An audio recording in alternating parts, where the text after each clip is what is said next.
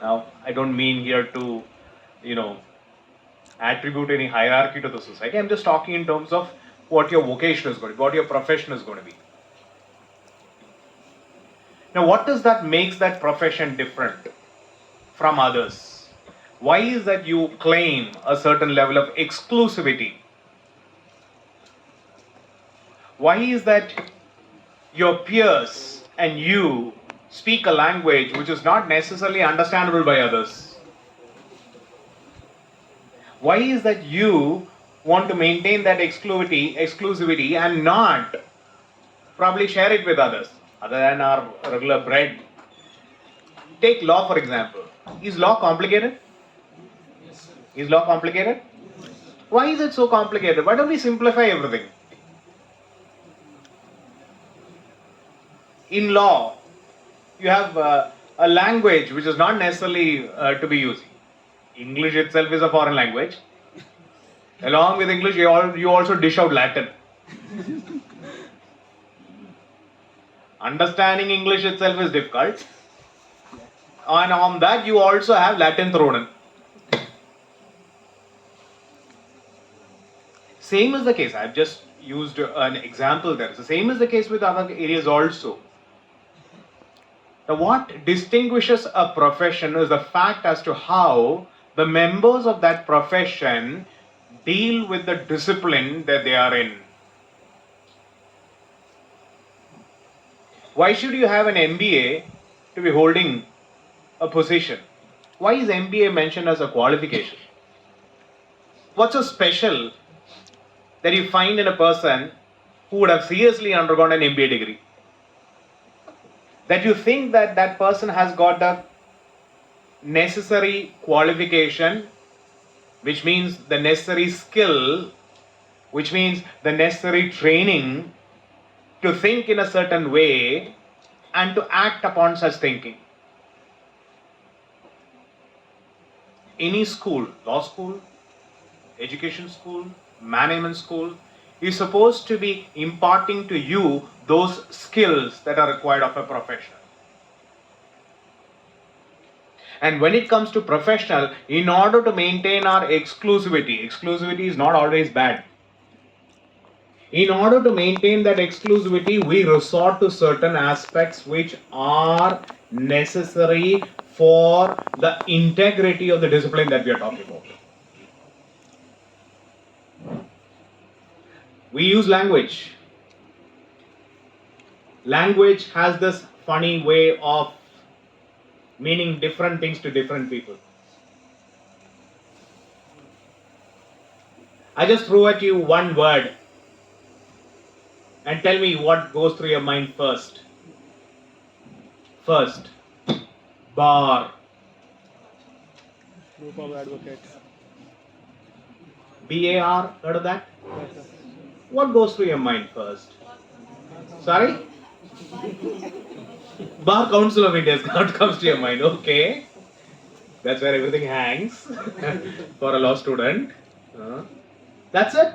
That's the only thing that comes to your mind? People sit and drink. Then liquor house, Sharab Khana. Then that's it? Louder. The bar that we put. Oh, okay, the bar. Okay, that bar. Then barcode. Then Chocolate bar. Choco bar. Good. Good. Now you are coming to your relevant. Till now you are kind of refined. Bar council. Choco bar. Sorry? Malabar. Great. Nice try. Nice try. That's it? Bar to stop. To stop. Somebody goes to a gym. You have a bar there also. Right? I've just used one word. And depending upon what you want to make of it,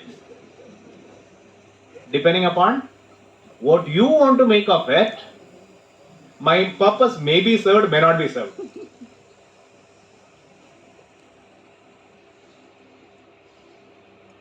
And that's the most important aspect about communication.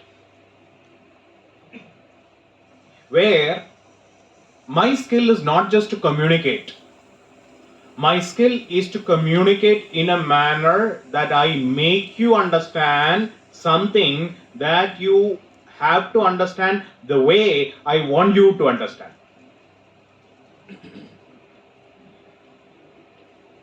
I am the one who is communicating. You are the one who is listening, probably having to respond.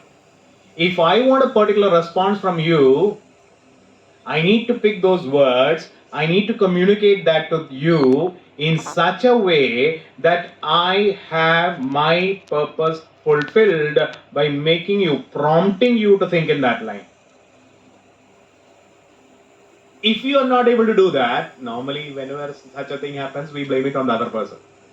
Doesn't have the capacity to understand what I'm saying. I'm saying something high, you don't have the capacity to understand. Look inside. Probably you are not communicating well. Before blaming others, look inside. Probably you are not communicating well. Place yourself in that position and then try to listen to your own words.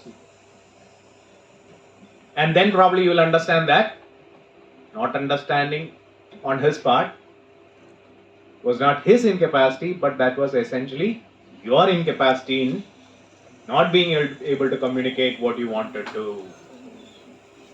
The moment you communicate, you think that you have communicated well. That's not the case always. And that is because the choice of words, the language you use, the concepts that you are putting into play, either you are not yourself clear about it, or you are clear but you are unable to communicate it the way you want to communicate.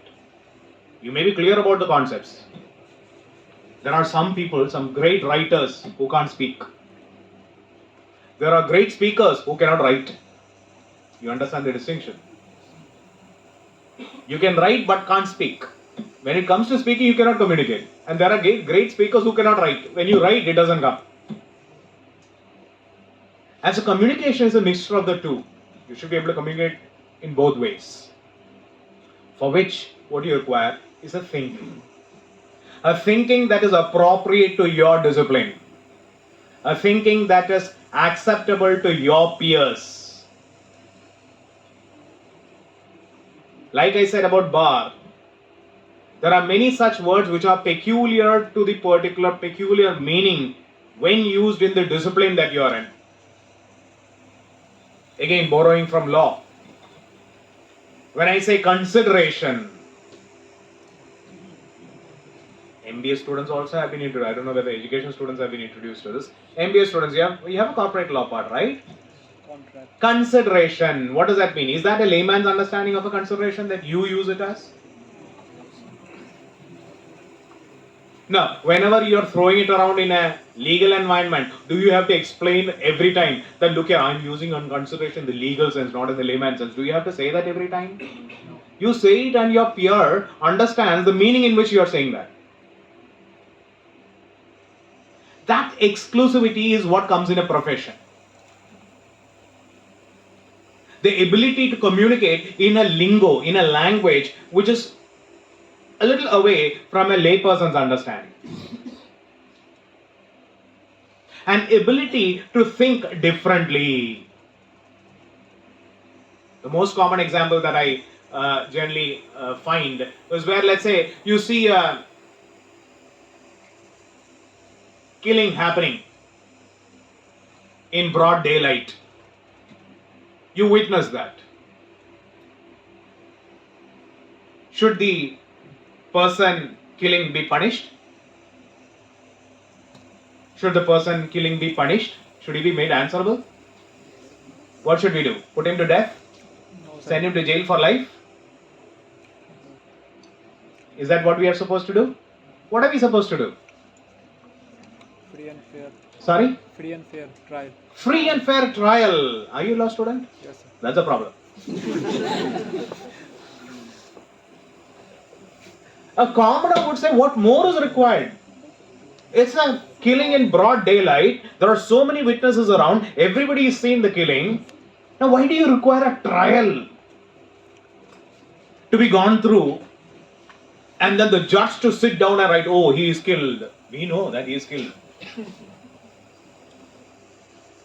Why should we have that kind of a process to come to the conclusion that somebody is killed and therefore he is liable to punishment?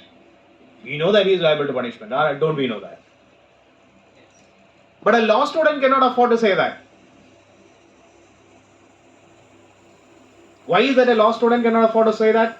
Because the moment you see a killing, there are so many what ifs that comes to his mind. What if that person was only exercising his right of private defense? You heard of that, right? Self-defense. What if? What if he's insane? What if that's a child? What if the person did not have an intention? You heard of that? Familiar to law students? Management students also. You do have those kinds of things. What if that was an accident? True, you saw this, but there may be things which you did not see. What if there was a history to this? Maybe there was a grave and sudden provocation. That has to be contemporaneous, but still, there are so many what ifs that comes to your mind which does not push you to the conclusion that he should be punished. You would rather have it go through what he claimed as free and fair trial. What if at the end of that he is acquitted? Would you be uncomfortable? No. No, is what he says. He says if it is he is acquitted, he wouldn't be uncomfortable. You agree with him? Would you be uncomfortable? You wouldn't be uncomfortable. Why? He is acquitted. After killing a person. He was justified, probably, or excused. Probably he didn't have any of those things, but the prosecution failed miserably. So he is acquitted because of the failure of the prosecution. To be able to prove the case, what's that phrase? Prove the case? Criminal law. Prove the case? Louder. Beyond all reasonable doubts. Prosecution fails. So he is acquitted. He is given the benefit of doubt. You heard of that phrase? Would you be comfortable with that? We have so much of media trial going around. Almost every thing is public today. Everything is tried by the media, and then you have either a conviction or an acquittal decided by the media, and then the judgment comes, which is opposite to what the public opinion is. Are you uncomfortable? Common man may be uncomfortable. But a student of law may not be uncomfortable. As long as the student of law is convinced that it has gone through a process. What makes you so different in your approach? Is because you have a certain thought process which is inbuilt into you by your training, by your thought, which allows you to accept that judgment even if you may not be in total agreement with it. You may not be in total agreement with it, but being a part of a system, you would accept it because that is in your larger interest of the discipline. That's the thinking that we are talking about here. That's the thinking where we talk about how different people think differently. Like both in all these disciplines, you come across two words, especially when it comes to logic. Is logic subjective or objective? Is logic subjective or objective? Objective. Subjective. Logic is subjective? Then it's not logic. Objective. It's objective? Objective. What is logic? Reasonable. Rational thinking. What's rational?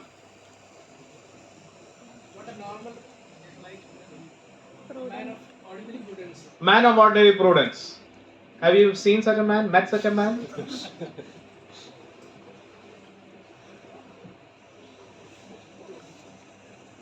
Anybody has met a reasonable man? You do see that every now and then thrown at you. Have you seen a reasonable man? Where? in the mirror. That is your reasonable man. That's a problem with the reasonable man.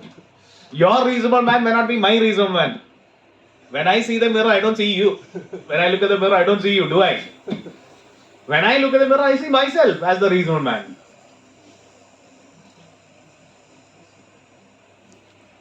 But we all agree that reasonable man is a standard.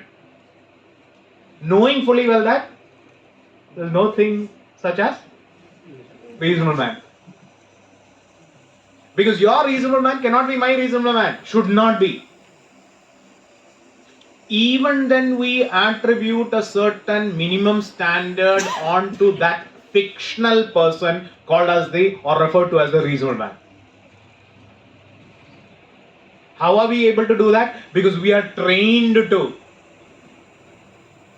We are trained to think in that way.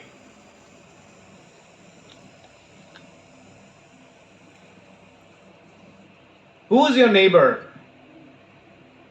Who is your neighbor? Sorry? Depends on whether you like your neighbor or not. Who is your neighbor?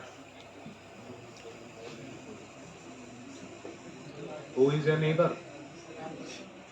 Shad sir. Paisan is your neighbor, okay. That's one way of looking at it. Who is your neighbor? Pakistan. Donoghue versus Stevenson. Oh, Remember Donoghue versus Stevenson? yes sir. Ginger beer case. Who is your neighbor? Pakistan. That of course is. You can change your friend, but you cannot change your neighbor. Remember Donoghue versus Stevenson? Yes sir. Were the neighbors? Who are we talking about here? Remember the facts? Do you or do you not? Sorry? Decomposed snail in a drink, and we are talking about two persons, one on whom the responsibility must lie and one who should be able to claim compensation. Right? And who was claiming compensation? Lady. Remember who was claiming compensation? The lady, the girlfriend of the person who bought that, right? And Donoghue versus Stevenson said they were neighbors. They didn't even know each other. They were neighbors. You know why they were referred to as neighbors? Because neighbor is anybody who may be affected by your action. Neighbor is anybody who may be affected by your action. So here was a manufacturer of a, what was manufactured? Ginger beer. Here is a manufacturer of a ginger beer in an opaque bottle, passing through different hands, coming ultimately to the consumer, and the consumer and the manufacturer happens to be neighbors. Why are they neighbors? Because the manufacturer's actions could directly harm the consumer. All those persons in between, known and unknown, go out of the picture when you are looking at the relationship between the manufacturer and the ultimate consumer. And we treat them as neighbors. Anybody who may be affected by your actions, anybody who may be harmed by your actions, you owe a duty of care. That's how you studied Donoghue versus Stevenson, didn't you? You owe a duty of care. To whom do you owe a duty of care? To your neighbor. To whom do you owe a duty of care? To your neighbor. Who is your neighbor? Anybody who may be affected by, harmfully affected by your action is your neighbor. Whether that is, there is a physical proximity or not, that doesn't matter. So the concept of neighbor as a layman would understand is different from the concept of neighbor that would be understood by a law student.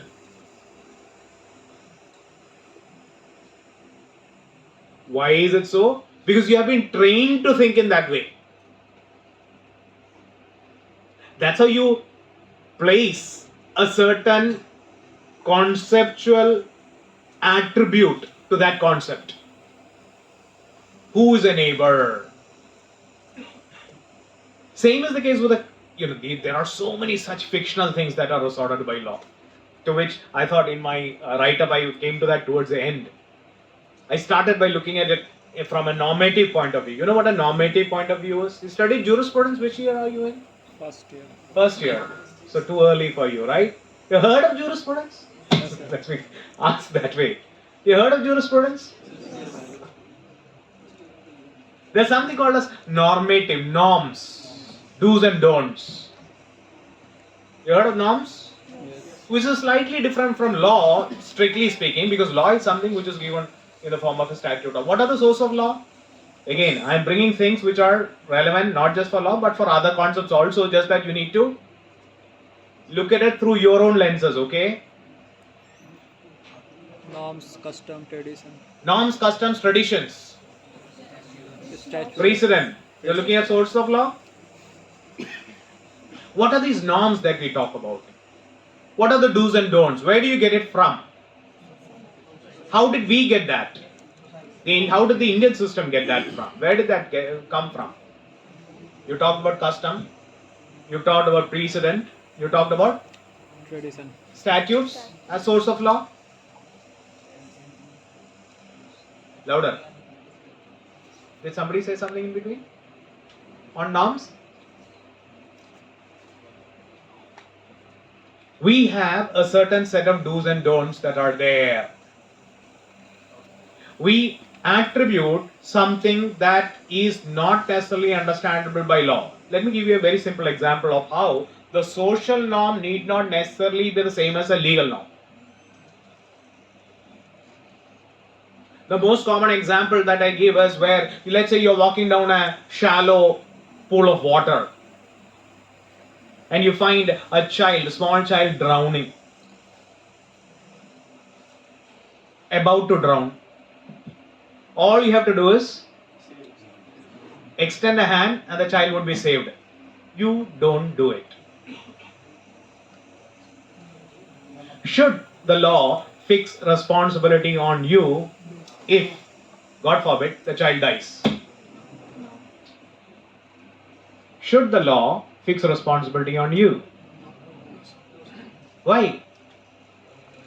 All you have to do is, I said shallow, which means it's not dangerous to you. All you have to do is take a couple of steps, pull the child out. You don't do it. Should the law fix responsibility on you? How would the society look at that inaction on your part? It's an inaction on your part, right? You did not do anything. Not that you did something or you walked away. You did not do something.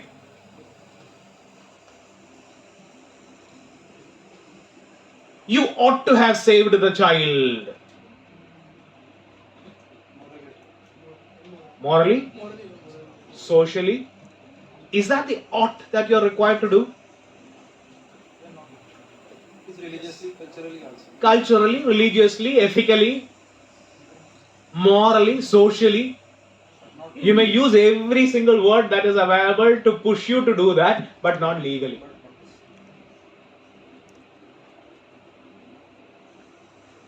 Why not legally? Because the law does not want to impose that kind of an obligation. Now, for a common man, that will be troublesome. Shouldn't the law step in there? Shouldn't the law require the person to do that? Now, then again, as I told you, for somebody who's trained in law, you would say, well, in this situation, probably yes. All that the person had to do is take a couple of steps, stretch a hand, pull the child out. What if a building was on fire and there was a victim inside? Would he impose a similar obligation on an onlooker? So what a law student looks at is not the specifics of a fact situation. Law student would rather look at the Broader aspect. larger picture. Because when he is coming out with a proposition as an ought, as a norm, it is not a specific situation alone that he is trying to address. He has that larger picture. And therefore, for this situation, maybe you could have insisted that he should have saved the child, but you may not be able to replicate it in another situation.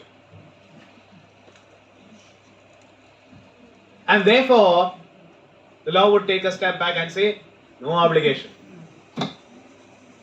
We would not impose that obligation, which should be very uncomfortable for a common person when the common person is thinking. That is how you train your mind. That's how you train your mind to think in a certain way, acceptable to the discipline that you are in. As I said, it could be law, it could be anything else. But I am borrowing more and more from law because majority is law? Yes. Yeah. Okay. So don't we think that it has actually separated the law into different segments? Like? As the researcher and the advocates of the divine law will say that we have a law. Yes. And that is supported by divine commandments. That's right. And divine commandments oblige us to save that. That's right. And that is law also. That is law. We in the modern world have made a separate type of law. Right. Which is actually State-made law. Yes. Uh-huh. State-made law. It is not saving the lives. It does not guarantee saving of life. And it is a very rude law. It lacks In that sense, yes. It lacks humility also. Oh, it is not as humane as you want it to be. Yes. That's right. But at the end of the day, would you like to punish the person in this world? So, Because that's where the aspect comes. If you are going against divine law, where would your punishments come? Actually, it comes from the God. In this world? No. Probably not. You will be. So, you would be answerable elsewhere. You will be answerable elsewhere. But the question is whether you should be made answerable here. Should the state... Sorry, ma'am? Another way is, even if it is directly state, it can be that person of himself or herself Can? be punished by it, but it may not be directly for that person. Okay, alright. Okay, that's what I was... Okay, that's why I was not here. So I was just talking on our way. We were talking about how there is a balance sheet that is there in this world. And at the end of that, everything will be accounted for.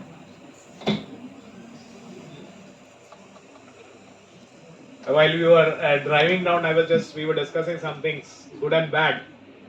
And so what we were discussing as to how there will be a balance sheet, and in that balance sheet, everything will be accounted for, whether state accounts for that or not. Yes.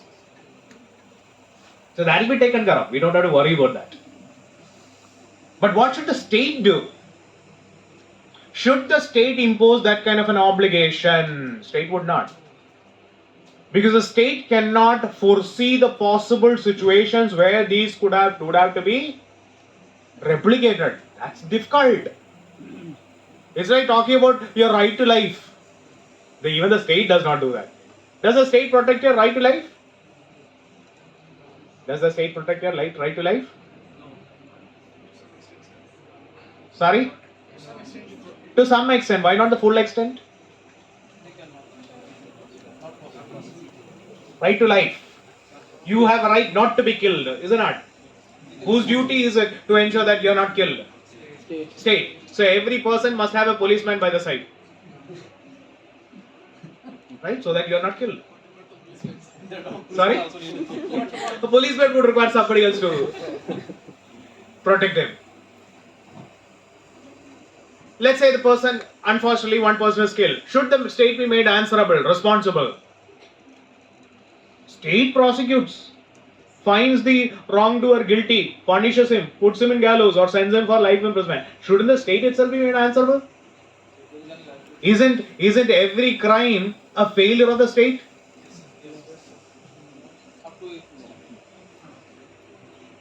And shouldn't the state be made answerable for that then?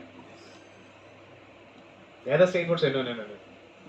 Right, this was right to life. Let me push it further. Does right to life include right to food? Yes. So if somebody is hungry, shouldn't the state have an obligation to feed? Yes. It has. Shouldn't the state have an obligation to feed? Does it have? It has. Welfare state has. Welfare state has. Do we have a welfare state? Yes. Last I heard it was off. Our preamble is like that. A preamble is like that, that's true. Does the state have an obligation to feed? Yes. Does it? Yes. Does it feed everybody? Does the state have an obligation to feed you chicken biryani every day? No. Why not? That's your right to life, man. Reasonable food service. Why not? Shouldn't the state be obligated? Yes, she is all nods. Till now she was not nodding at all. Chicken biryani has triggered her. That you have to earn yourself. Why? Why shouldn't the state provide? Bare minimum necessity. So the bare minimum, you bring in some other concept. You bring in bare minimum. State is obliged to. Right, it's because it is food, right? Let me push the example further. Let's say you have a right to be educated. Do you have a right to be educated? Yes. Should the state provide you education? Yes. Till what stage? 14. That's what the law says. My question is, what should the state do? 21 capital A is what says, what makes a reference to year 14, is it not? Article 21 capital A? Yes, yes. That's what tells you that you have Right. right to education till the age of 14. Why only 14? Why doesn't go to law For PhD. for PhD? In Kerala, we have come to a state where we are very, very, concerned whether we should be claiming that we have a PhD. People are running away from claiming a PhD as a PhD holder.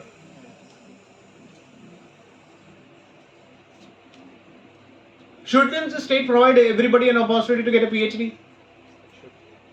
Should. No, sir. And that's why you bring. I changed food with education. Immediately you may bring some other resource and say that no, state may not be there. 21 capital A comes in and says, we have resources only for up to 14. Beyond that, we don't have the resources. But shouldn't the state do that? In an ideal condition of a welfare state, as Sir said, that's how it should be. But unfortunately, we don't have a welfare state because we don't have a ideal condition.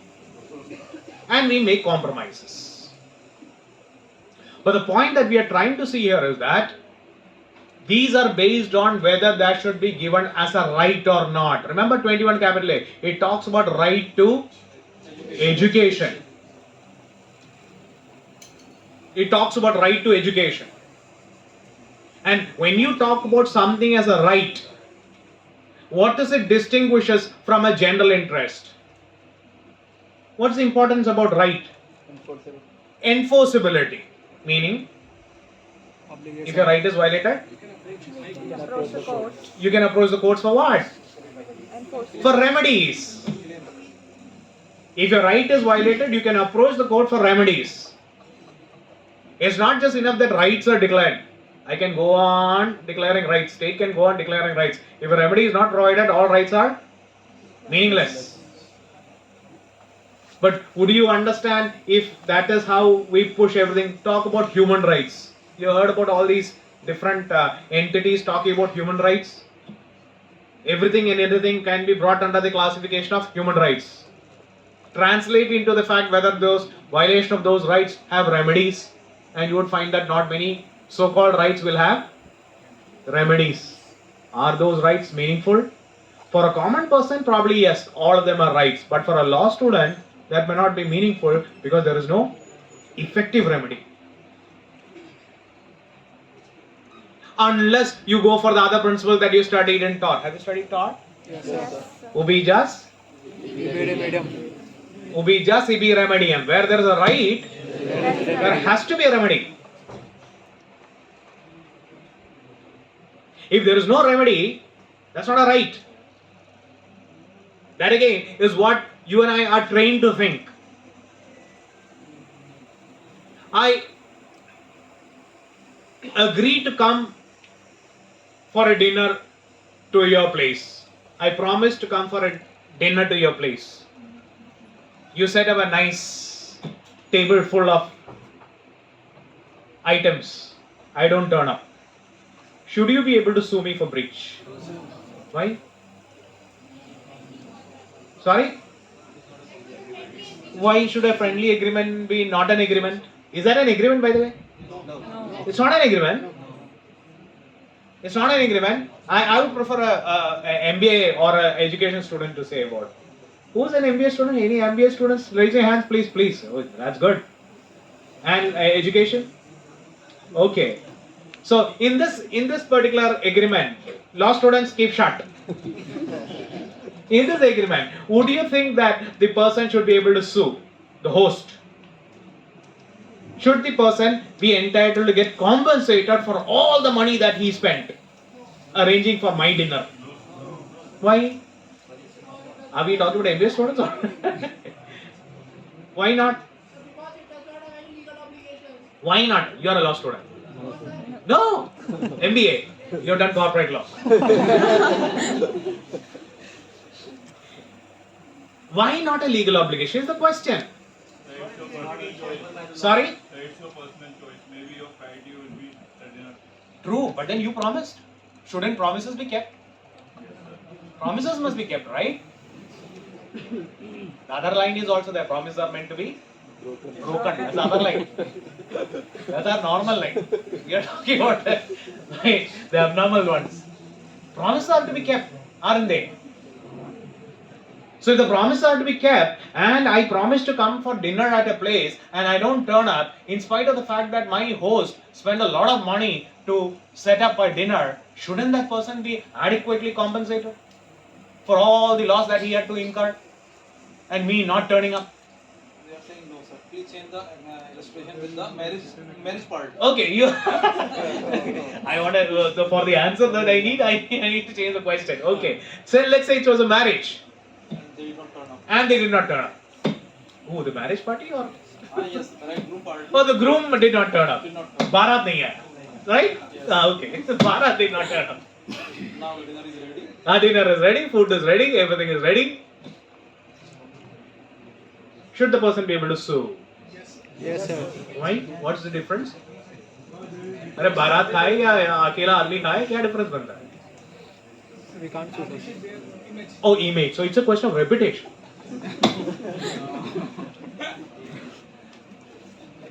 It's not the food that you lost, it's your reputation that you lost.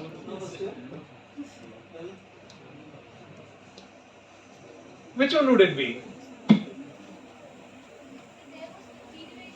Sorry, there was? Where? In the second part. What's the consideration?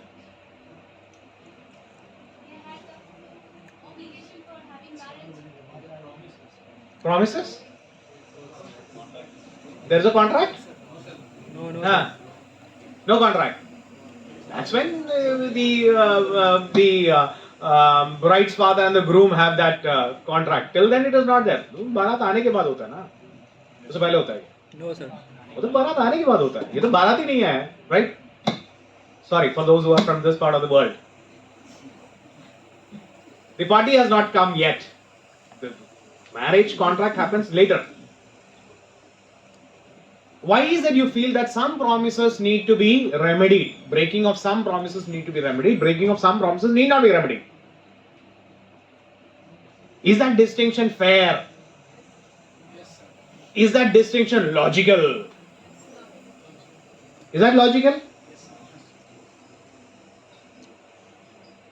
That's why you must understand that when you talk about logic, each discipline has its own logic. Because when you, yes, Maybe because the money is involved. money was involved in the other one also. What is the money involved here, by the way? No, that's at the marriage, right? To which we have not yet come. Now that's why you must say that logic is something which is different for different disciplines. That's why when you talk about critical thinking, you must understand critical thinking relevant to your discipline. I may not be able to use that across the board for all disciplines. No. Like I said about language. Language has this peculiar knack of taking different meaning in different context. Similarly, certain concepts, certain norms, certain do's and don'ts have a different meaning in different disciplines that we talk about. From an MBA point of view, should the employer be able to fire the employee?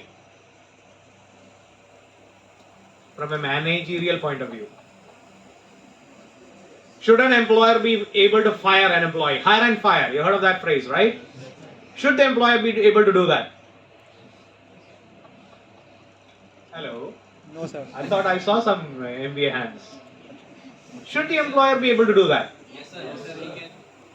So that he can bring more efficiency, right? he can bring more efficiency. Maybe bring in a little more margin of profit.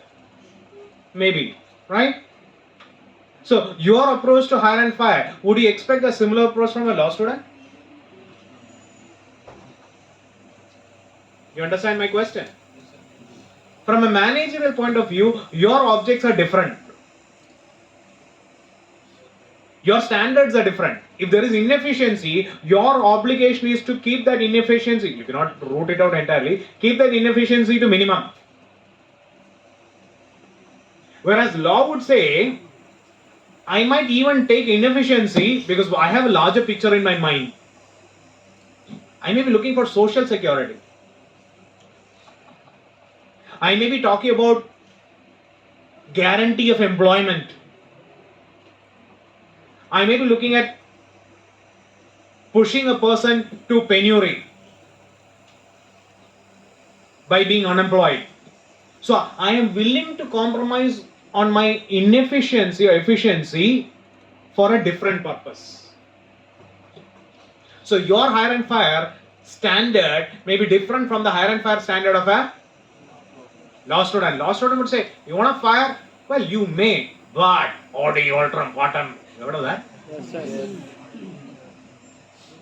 Would you like an odi altrum patam? MBA students? Managerial students? Would you like an odi altrum patam? You heard of odi altrum patam, right? Hear the other side. Before you take a decision, hear the other side. I mean, I know that he is inefficient. He knows that he is inefficient. What is there to hear? Elon Musk is not listening in nobody. Right, look at Musk. Today he says something, tomorrow he says exactly the opposite. He is not answerable to anybody. Not even to himself. Should that be the way that the world must be taken? Law student would say, no, odi altrum patam. He may be inefficient, even he may know that he is inefficient. But still, you should give an opportunity, give a notice before you fire him. When you give a notice, he'll come up with all kinds of excuses. I have a big family. My inefficiency is for these and these reasons. I am not the only one responsible. There are others also who are inefficient. You are picking only me. And that's a violation. Discrimination. You see how problems come the moment you get a lawyer in? That's because from a managerial point of view, maybe you like efficiency to be brought in a certain way. But from a law student point of view, the hire and fire must be done in a certain way. You may be able to fire a person for inefficiency. But before doing that, follow certain steps. Why? Because following those steps are supposed to give the employee an opportunity to say things that are not already known to the employer. Probably the employer takes a different decision. Probably the employee is able to show to the employer that maybe he is inefficient in certain matters, but he brings value of a different kind. Who knows? Maybe the employer does not realize that. And therefore, to come to a more appropriate conclusion, I'm not saying right or wrong. Mark my words. I'm not saying right or wrong conclusion. To come to a more appropriate conclusion, it would be better to hear the other side. It will be better to give an opportunity to the other side. You may take your call. You may take your decision. You have the freedom. You have the power to do that. But let it go through a process. That's why lawyers are sometimes not worried about the substantive law, as we generally make the distinction. We are not just worried about the substantive right. We are sometimes more worried or equally worried about the procedure which is resorted to apply that substantive law. Like we say, it is not just the end that we are looking at, also the means that are employed to reach the end. Means are also important. And that's why I said the standards are different. That's because the perspectives are different. The objects are different. From a managerial point of view, the object is different from a legal point of view. Your thinking is going to be deliberately going to be different from the thinking that is going to be there from a lawyer or a law student. And when it comes to law, the question is whether it's a normative science. We still talk about science. Is science different from philosophy? Science is different from philosophy? Science is completely opposite to philosophy. No, sir. Science is Not completely opposite, somewhat opposite. Science is a developed version. Philosophy is science. I thought science is philosophy. You are telling me the other way? Right. Science comes after philosophy. On the same line or different line? Philosophy is the end point of the science. Philosophy is the end point of science. The philosophy needs to be proven with scientific facts. Philosophy needs to be proven with scientific Fact then begins science. facts. Are you alive? Is that a scientific question or a philosophical question? Then I'm breathing, I'm taking my food, I'm moving, I'm like. You still haven't answered my question. All the answers that you gave, does it answer my question? Is that scientific or philosophical?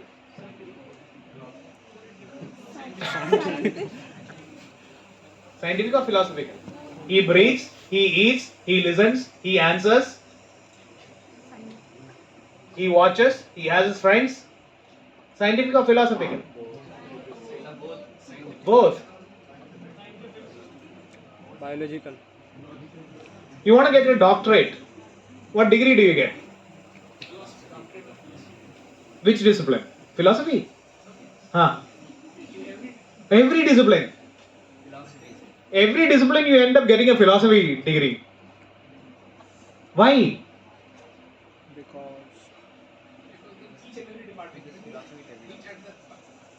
Uh-huh. You are a philosopher.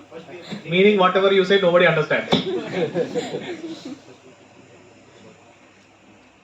Is that a philosopher? Is that a quality, a sign of a philosopher? That he speaks and nobody understands?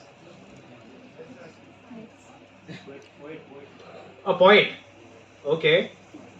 Do you require a PhD to be a philosopher? no, sir. A common man can give you a better philosophy from his day-to-day experience. That's why towards the end of my piece I've said, life of law. I'm borrowing from what Oliver Wendell Holmes said. Life of law is not logic but experience. Life of law is not logic. Don't look for logic all the time. You will not find. Especially in those circumstances where you are deliberately resorting to certain fictions. Child under 7 years of age. You studied that, right? What's the assumption? Meaning? You see the video games that they play nowadays? Do you think they are dulling capacity? No. You see the video games that are going around? That children play?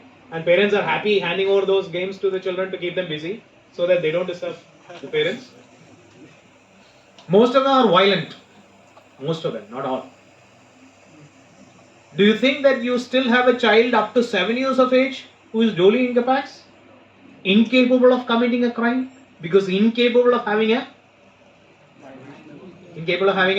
Reason. guilty mind? You think so? And then again, look at it. Here it is 7. Go to England, from where we are supposed to have borrowed this. There the ages? Anybody? There the age is 10. At least there, we are supposed to be smarter than them. Here it is 7. There it is 10. Up to 10, they say it is duly incapacitated. Here it up to 7.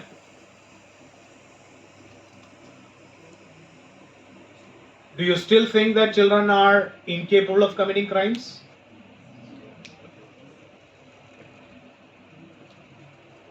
But then that's a presumption that we do take, and that is, presumptions are of two types. Anybody? There's a presumption which you generally refer to as irrebuttable presumption. You heard of that irrebuttable presumption? Something that cannot be rebutted, disproved. A child under 7 years of age.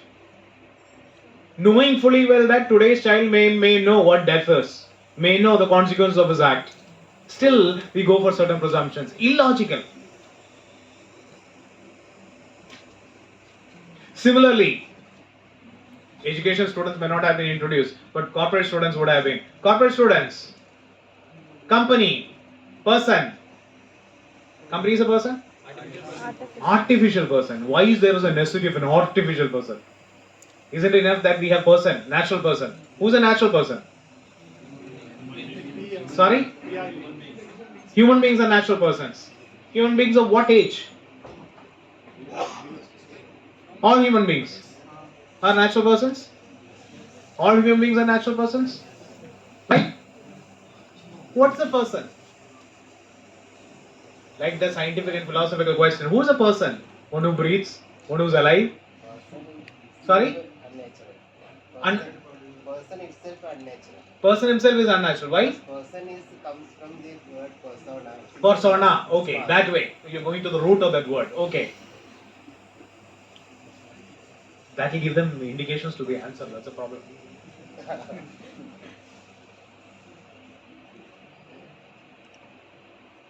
Traditionally, the English always refer to their wives as, let's say, Mr. Smith. His wife would be? Why Mrs. Smith? Let's say she's Elizabeth. Why is he not Mr. Elizabeth? You understand what I'm saying? Yes, yes. You understand the question? Let's say he is Smith and the wife is Elizabeth. Why is he not Mr. Elizabeth? Male dominant. But she being Mrs. Smith? Patriarchal. Culture. Following the same pattern through long. Right. But why is that you take that? Either girl takes the name of the father or the husband. There was an assumption like the wife belonged to the person. Wife belong to the person. Yes. Okay. Something like a property. Something like a property. There was some kind of concepts like that. Yes, There still are. And it's only recently that we have this aspect of equality This of man and woman. adultery. Huh. I mean, adultery. The recent, women were not punished because the concept was like she belonged to his husband. So the one who violates is violating the right of the husband. Woman being the chattel of the husband. That's one part of it. I didn't push it to that example. I kept it for later. Still, you brought it down. I was only talking about identity here. Who has identity? Didn't the woman have an identity? That's where the term persona comes. Persona, identity. Did the woman have an identity? Yes, the woman had an identity. But that identity was only an extension of the identity of the husband. Good, bad? Bad? Extremely bad. Now, for those who say that, let me tell you something. The wife committed a crime. The husband was punished. Good, bad?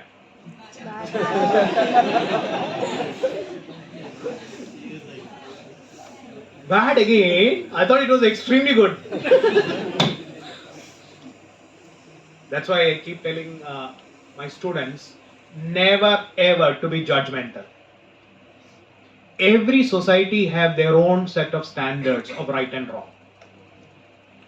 You may agree, you may not agree. That's a different thing. But understand that they have their own way of balancing it out. As I told you, the wife did not have a personality of her own, persona, identity of her own.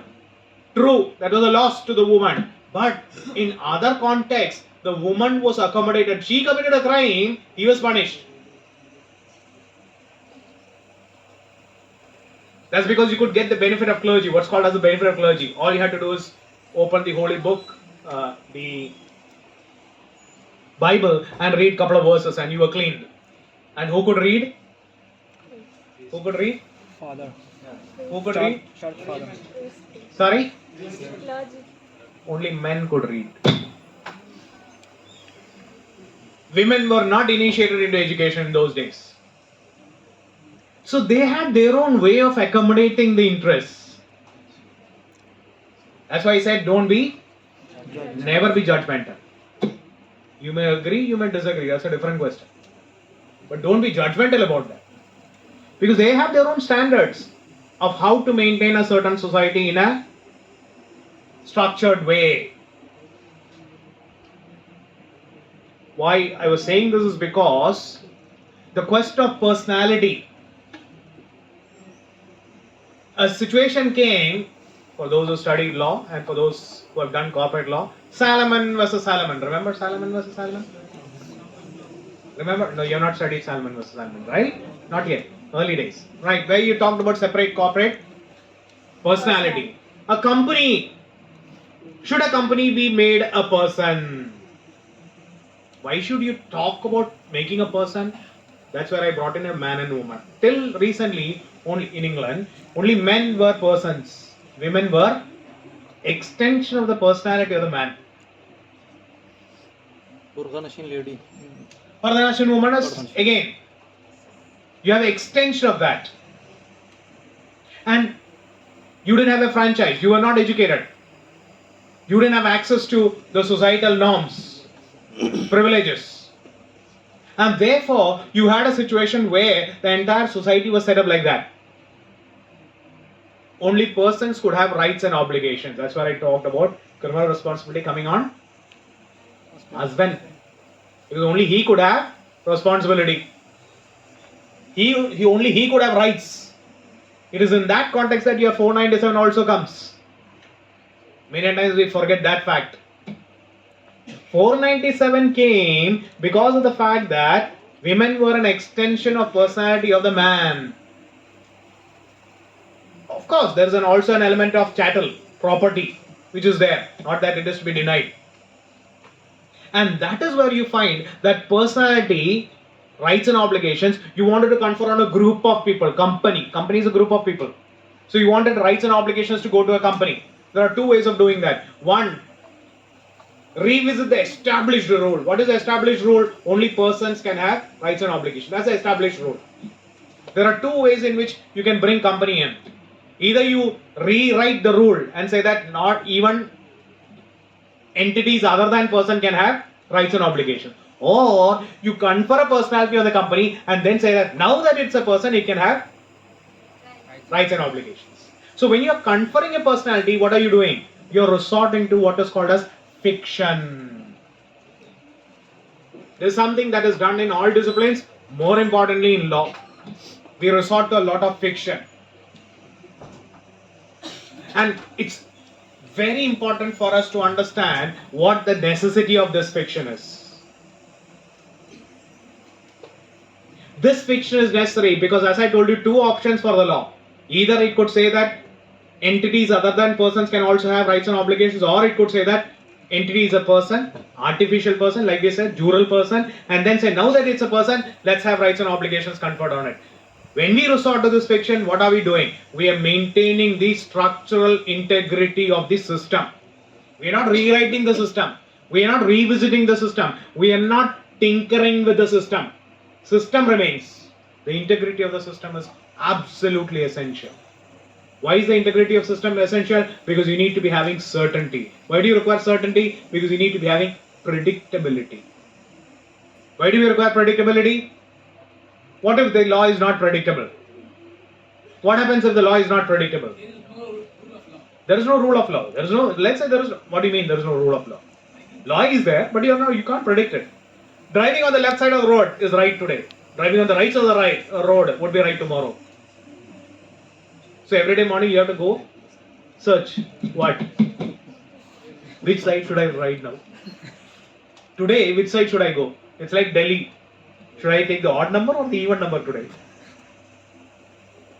Isn't it? You had that odd even there? Yes, sir. Should I take the odd vehicle or the even vehicle? Because if I take the other one, I'm on the wrong side of the law.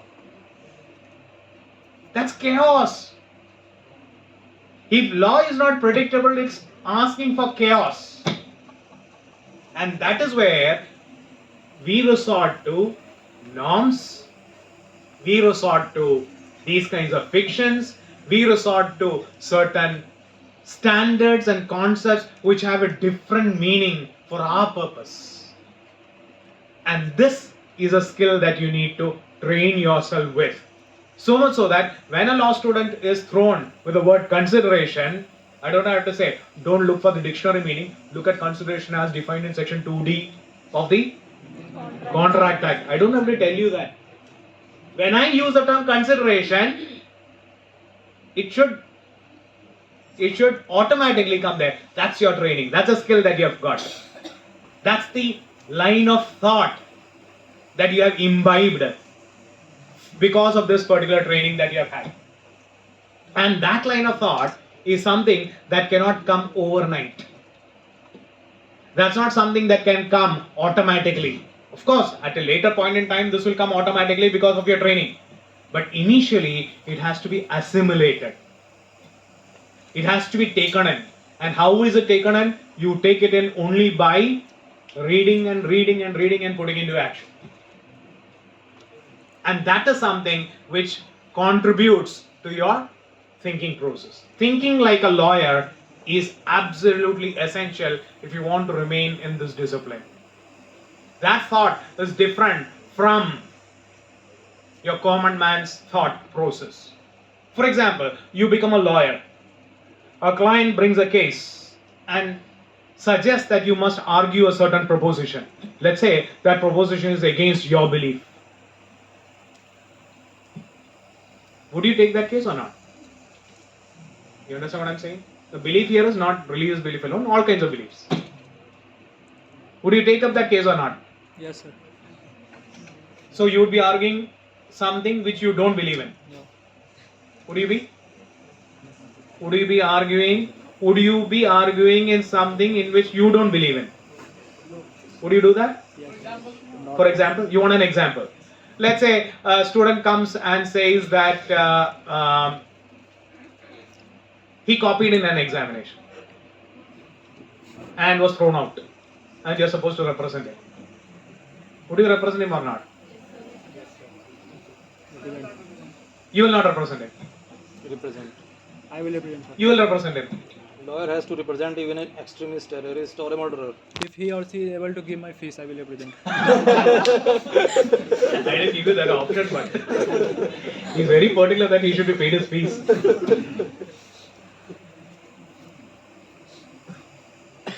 Would you be representing him? Is the question. I don't want an answer. Think. Because what is required? Now, if I ask this question publicly, obviously you will take the publicly accepted position that nobody is for copying, isn't it? Is there anybody here who would say that copying is good? Or is acceptable? It's like dowry.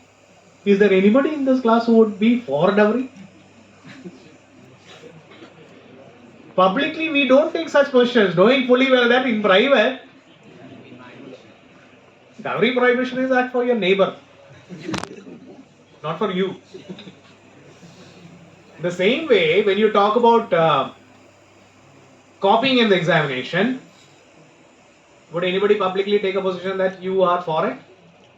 Of course not. But let's say you genuinely believe that that's an unfair practice and should not be resorted to, and somebody comes to you saying that you want he wants you to represent you. Would you represent? And that is why you must understand that that's a skill again that you have to develop, where you take a detached approach. Everything that you argue need not be something that you believe in. Need not be. It's your capacity to go and argue one line on one day and go to the next court the other day and argue the opposite line. Think about a situation where you start believing in what you are arguing. Even if fees comes in, you may not be able to take the case. Now that's a detachment that is required. And that detachment does not come easily. Some people would blame, saying that that's keeping the conscience away. No, that's not keeping the conscience away. That's keeping the conscience with you. That's doing it in a detached way so that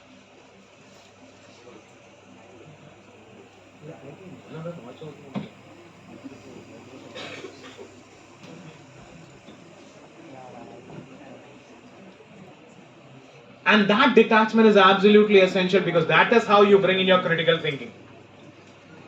where you are able to. That's why as a lawyer, as a law student, what you must think is not just think of your case. More importantly, you think about how good your opponent's case is. How good your opponent's case is, because you are trying to address those arguments. And so the better those preparations are, the better are the chances of your version being accepted. So you're not just thinking for your client, what your client's position is. More importantly, you're thinking about all those positions that are against your client. Because that's what you need to address equally well, maybe more. Because that is dependent upon the other person's capacity, which you are not aware of probably. And therefore you're preparing for the unknown. What you have from your client's position is known to you. What you have on the other side is unknown to you. And therefore you're preparing not just for yourself, you're preparing for that unknown, the other unknown. Now that requires imagination. That requires thinking. That requires many times, as they generally say in present day, the war in work phrase, thinking out of the box sometimes. Go beyond the traditional thinking. And when can you do that? When you have the necessary skill set to be able to do that. When do you have the skill set? How do you have the skill set? There is no escape. Read, and then again read. And put it into action. There's no escape from that. I've written a small piece as such. For those of you who are interested, you can have a look at it, where I'm talking about how law is both normative science at one level, heuristic science. These are words which are probably a little solid as of now, but these are easy ones, because heuristics is where you're talking about, the ability of a mind to take shortcuts. Where you, like when we say, you look at a person, do you make up your mind whether that person is friendly or not so friendly? Do you make that assessment? When you may see a person? When you see a person for the first time, do you make such an assessment? Yes. Is that person friendly or not so friendly? Do you make that assessment? Yes. On what basis do you make that assessment? That's what heuristics is. You have your own past experiences probably, your own likes and dislikes, your own prejudices, which drive you to form an initial opinion. And then later on you understand that looks are deceptive. But you learn that only later, when everything is gone. And that's heuristics. Law sometimes also requires you to take that position, taking shortcuts to reach inferences, conclusions. But remember, for that to happen, you should have a judicially trained mind. A mind which is trained to think. Like I said in the title, think like a lawyer. When you start doing that, law can also be driven by your instincts. I'm not talking about your basic instincts. I'm talking about instincts that come as a result of training in law. Then you go by instincts. You see a particular provision, this provision is going to be struck down by the court. Your instincts tell you. Then you prepare for that. Sometimes they also say that judges also work like that. They first come to the conclusion and then look for the reasons to support their conclusion. Happens. We are human beings. But as a judge, he's supposed to keep his subjectivity as far away as possible, because a judge also has the responsibility of entering into what is called as a discourse with the people, general people, his reader. And that's the check on ensuring that his subjectivity is kept to minimum, and it's the objectivity that he pushes before his reader, so that his writing becomes acceptable and probably becomes the standard for tomorrow. Remember, why do we discuss Donoghue versus Stevenson today? Which year is it from? Whatever that year is, I don't remember. I don't have a good memory. Whatever that year is, why is that we are still discussing Donoghue versus Stevenson? Because that kind of a writing is what captured the imagination of all generations to come. Right? Now that comes only when you have that kind of a process of discourse which comes from the training and the skills that you have there. Nice to have interacted with you. Thank you for the opportunity. Bye-bye. Thank you so much, sir. Thank you for igniting our minds. Now I call